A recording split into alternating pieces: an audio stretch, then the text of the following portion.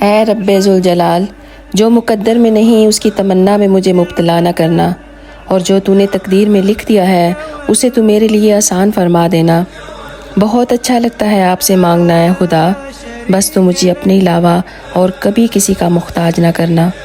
ہر مومن مسلمان کی جائز دعاؤں کو قبول فرما لے میرے اللہ، تیرے سوا تو اور کوئی بھی دلوں کے حال کو نہیں جان سکتا، تو ہمارے ان گناہوں کو معاف فرما دے جو ہماری دعاؤں کو قبول ہونے نہیں دیتے، اور تو ہی تو ہماری ہر طرح سے حفاظت فرمانے والا ہے۔ ہم جانتے ہیں ہم گناہوں میں ڈوبے ہوئے ہیں، اللہ تو ہمارے گناہوں کو نہ دیکھ، اپنی رحمت کو دیکھ۔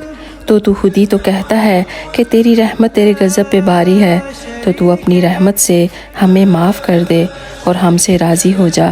آمین یا رب العالمین۔